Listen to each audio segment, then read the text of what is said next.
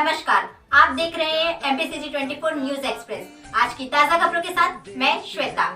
मुख्यमंत्री शिवराज सिंह चौहान ने सरपंचों को दिए वित्तीय अधिकार, अछूते रहे पार्षदगण। हमारे संवाददाता द्वारा प्राप्त जानकारी पर पूर्व नेता प्रतिपक्ष राजेश सोनकर ने बताया कि मुख्यमंत्री शिवराज सिंह चौहान ने सरपंचों के कार्यकाल समाप्त होने के बाद 17 जनवरी 2022 को सरपंचों के अधिकार प्रदान किए हैं, परंतु समस्त पार्षद एवं गणों को इन्हीं अधिकार से अछूता रखा गया है। इसके चलते नगर का विकास नहीं हो पा रहा है। नगर निगम प्रशासन सिर्फ वसूली का कार्य करने में लगा हुआ है, विकास की ओर उनका ध्यान ही नहीं जा रहा है। संभागीय ब्यूरो चीफ राजकुमार यादव के साथ संवाददाता जयराज चौधरी की रिपोर्ट।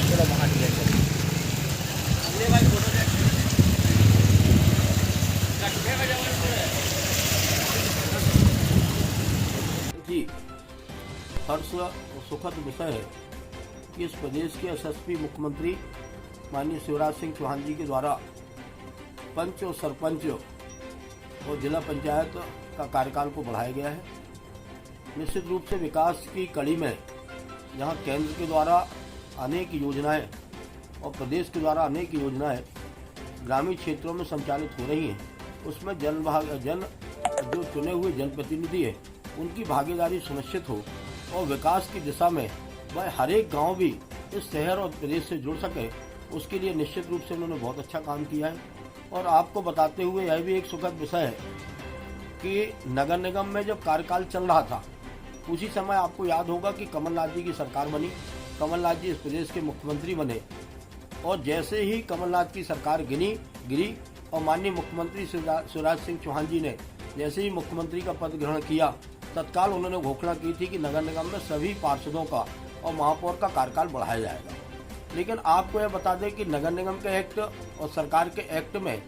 यदि कोई सदन चल रही है या पार्षदों का कार्यकाल चल रहा है तो उसको तो बढ़ाया जाना संभव है,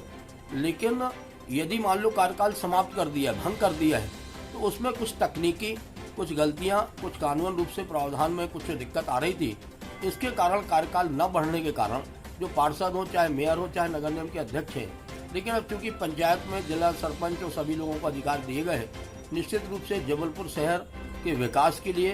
जनप्रतिनिधि की भागीदारी बहुत सुनिश्चित है। उसमें पार्षदों का बहुत अहम रोल होता है। इसलिए हम भी आपके माध्यम से निवेदन करेंगे कि माननीय मुख्यमंत्री जी कानूनी प्रावधानों को देखते हुए बीच का कोई रास्ता निकालते हुए सभी पार्षदों को, सभी मेयर और पार्षदों को पूरे मध्य प्रदेश में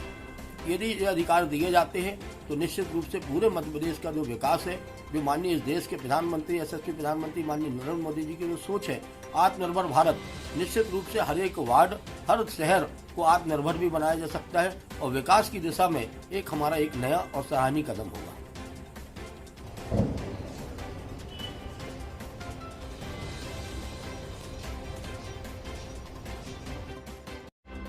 भाई साहब नमस्कार।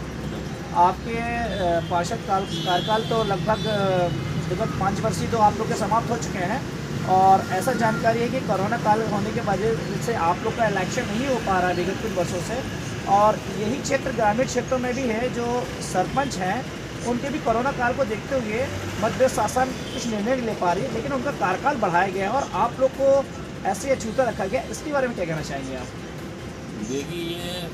मध्य प्रदेश सरकार माननीय मुख्यमंत्री जी जब एक तरफ आप पंचायतों के कार्यकाल को बढ़ा रहे हैं, उसी प्रकार से नगरीय निकायों के भी कार्यकाल को बढ़ाना चाहिए। अगर आप चुनाव नहीं करा रहे तो कम से कम कार्यकाल बढ़ना चाहिए, जिससे आम जनता पब्लिक आज बहुत ज़्यादा परेशान है। विकास के कार्य प्रभावित हो रहे हैं, कोई काम नहीं हो रहा है, अधिकारियों का मनमानी काम चल रहा है और जैसा वो चाहते हैं वैसा उस तरीके का काम हो रहा है। एक ही सड़क को 10-10 बार खोल रहे हैं, बना रहे हैं। पूरा काम आपने स्मार्ट सिटी के मध्य डाल दिया है। स्मार्ट सिटी के काम पे कोई जनप्रतिनिधियों की दखल अंदाजी है नहीं। आप देखिए पूरा शहरी क्षेत्रों में जिन जगहों पर स्मार्ट सिटी के काम हो रहे हैं, वहाँ सारे जो नगरीय निकाय के काम है पूरी तरीके से ठप हो गए। सिर्फ नगर निगम का यहाँ काम रह गया सिर्फ वसूली का, सिर्फ वसूली करने का और एकमात्र काम रह गया। बाकी विकास के कार्य जनता परेशान हो रही, चाहे संबल का काम हो, दूसरे काम हो,